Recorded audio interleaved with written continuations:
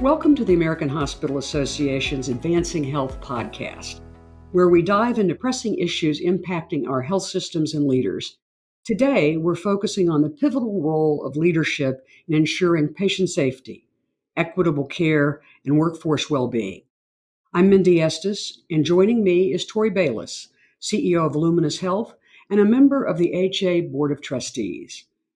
Under Tori's leadership, Luminis Health has made significant investments to advance patient safety, improve quality of care, and address disparities in behavioral health. Tori has also championed innovation and data-driven approaches to improve staff well-being and foster a culture of continuous improvement. Today, she's going to share some insights on actions leaders can take to ensure patient safety, promote equity, and the importance of board engagement in driving these efforts. Tori, it's wonderful to have you with us today. Thank you so much, Mindy. Really glad to be with you. And let's just dive right in. You've spoken about the strength of your board and the passion and insights they bring to Luminis's work to improve patient safety and connect with the communities your hospitals serve. What are the keys to selecting and preparing board members for this vital work? And then could you share an example of how a board member from outside healthcare has brought new insight to quality and patient safety? Sure. Thank you so much for that question. So clearly we're governed by a board of trustees. They are all volunteers. They are incredibly passionate about the work that we do. It is a self-perpetuating board. And then we do a lot of the heavy lifting in our committees. So one of those key committees is the Board Quality, Patient Safety, and Workforce Committee. Over the years, we've debated whether workforce should be broken out separately. And we really came to the conclusion that how we take care of our teams, how we staff, how we do the work every day with our team members is going to impact the patient experience, the clinical outcomes. So we couple quality and patient safety with workforce at a governing level. And in terms of our trustees, they really are incredibly committed. They need to be passionate. They need to be committed to our values and very much aligned with what we call our JEDI journey: justice, equity, diversity, and inclusion. And the focus there on health equity and reducing disparities in care and outcomes. When we think about trustees and who and where they hail from, some of them have deep expertise in healthcare, but many of them do not. And we've looked to different sectors. We've looked at education, the public school system, higher ed. We've looked at military leaders and had trustees commit to us and bringing that expertise to us. We have people from the technology sector, from pharma, and dare I even say the payer community has engaged with us, whether that's at a governance committee level, board of trustees, or one of our community advisory councils. So we've been very, very fortunate to have the level of engagement and expertise. And we have a tempo of meeting with the Board of Trustees and the committees on a quarterly basis, but we have a lot of points for interaction in between those formal quarterly meetings as well. Do you find that being deliberate about bringing differences in experience and background together has really enhanced the work of the board? It really has. And I could probably give you a couple of concrete examples of some of the backgrounds of some of these trustees and committee members. So when we think about disparities in care and outcomes, we had a trustee serve with us for a number of years who came out of the public school system. And her role in the school system was really focused in the Office of Equity and Human Relations and had done a deep body of work around disparities in educational outcomes, as well as looking at graduation rates and students who had experienced disciplinary action, either suspensions or being expelled, and splicing that data and understanding where there was perhaps bias in the education system. And we thought, there's some analogies here. We can have some shared learning, some similarities that we could really delve into. What did you do in that arena that could be transferable then to healthcare? We've also had trustees from higher ed. When we think about our workforce pipeline, whether that's at the community college level or the 4-year HBCUs in our region, so really strong partnerships there as well at a governance level. We even had a member of our peer review committee for our medical staff. And this is a bridge I'll just take a minute to describe how we've engaged with patient and family advisors in governance level. So if we think about the work that Bev Johnson and her team have done with the Institute for Patient and Family Centered Care, we've done a lot of work with patient and family advisors. And one thing that they pointed out to us several years ago is that we were perhaps a best practice or a leading practice in having patient and family advisors serve on governing board committees, in particular the Quality, Patient Safety, and Workforce Committee.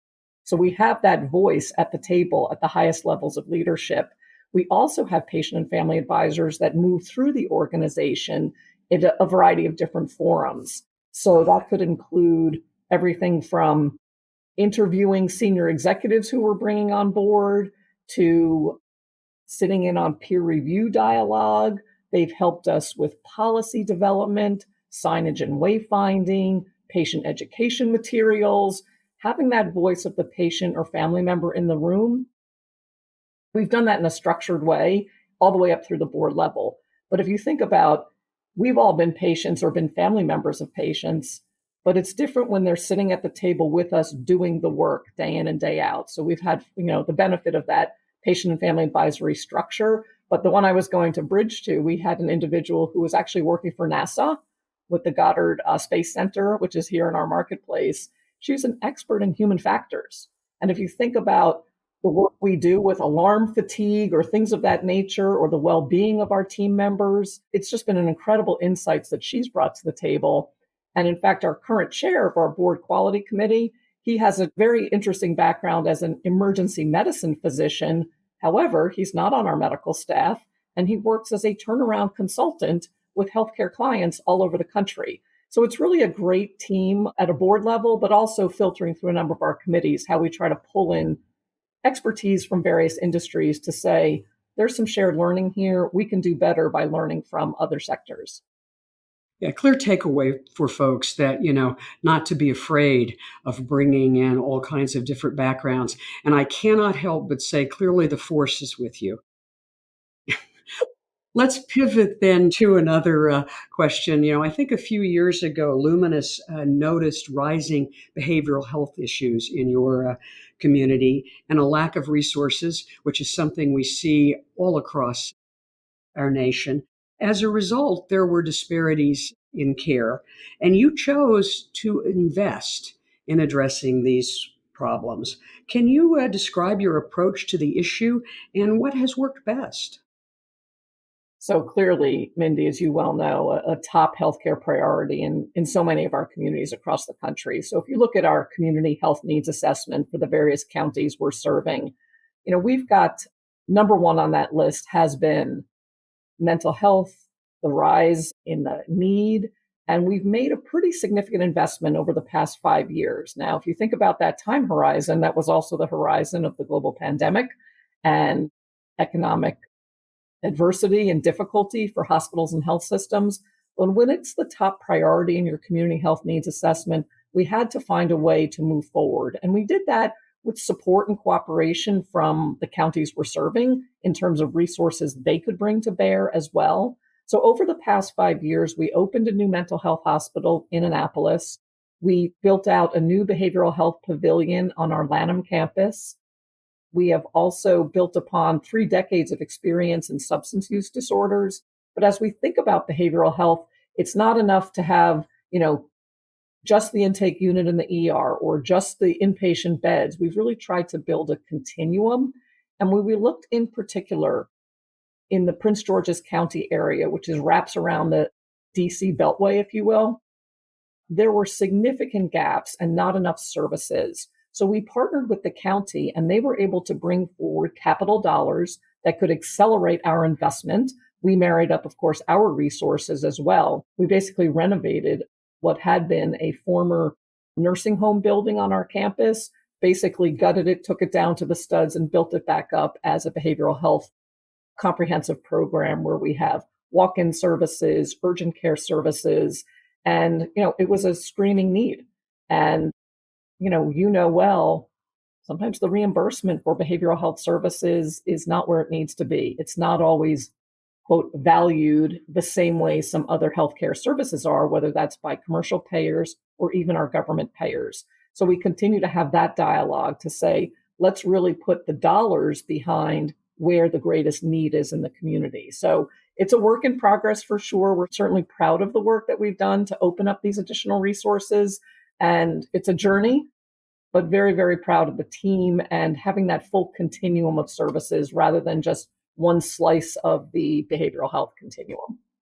Well, you point out that the continuum is important, and also that behavioral health is a part of all, if not all, many of the chronic diseases that we deal with. So addressing behavioral health issues not only is good in its own right, but really helps in our mission to provide the highest quality, safest care that we possibly can. You've made significant investments in developing analytics to guide decisions and track improvement. And we all know that what we measure is where we see improvement and accountability. What types of analytics have been most useful? How do you leverage the information? And can you give an example of where data analytics really have provided what was perhaps an unexpected opportunity? Wow, that's a great question, Mindy. I think organizations around the issues of quality and safety, you have to have enough courage to ask the questions, and you've got to be able to back it up with the data.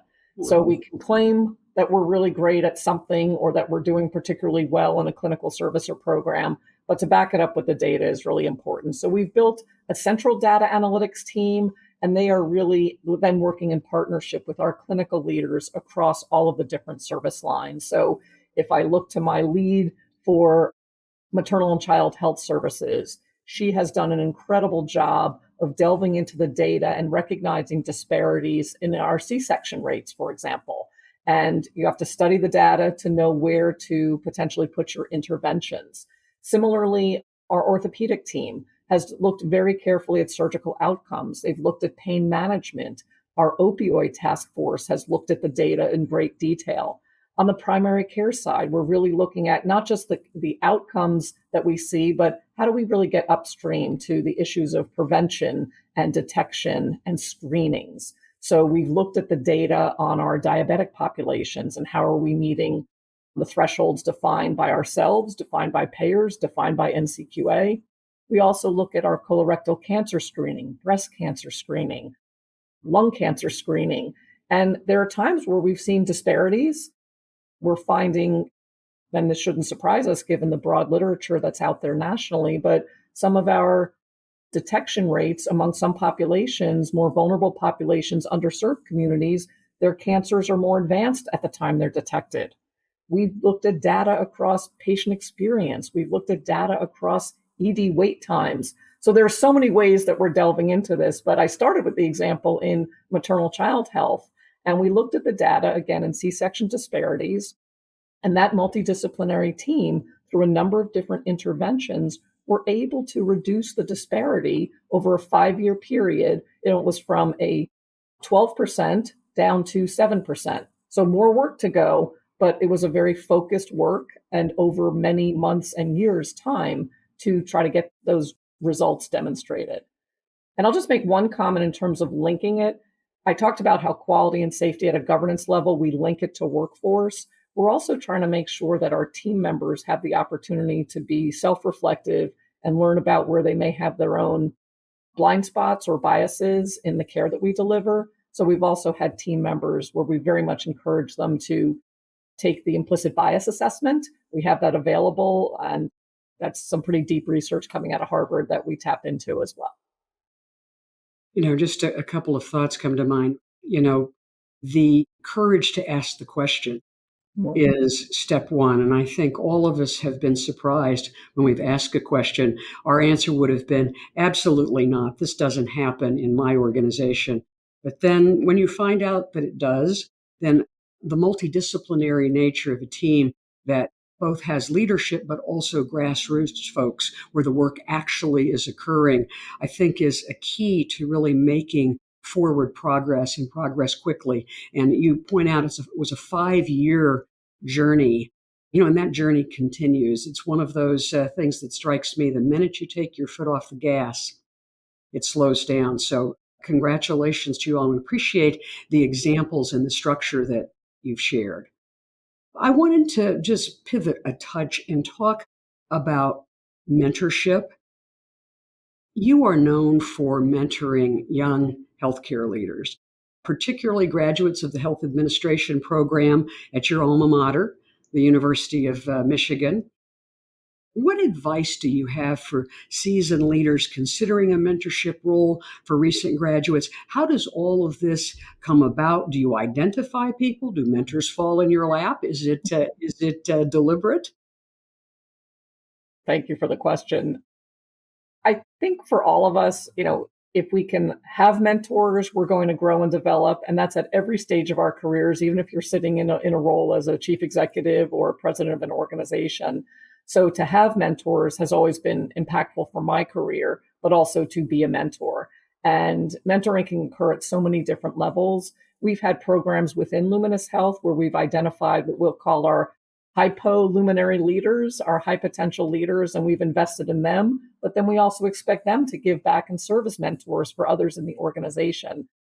At the administrative fellowship level, that's actually how I began my career 30-ish years ago, where I did an administrative fellowship coming out of graduate school.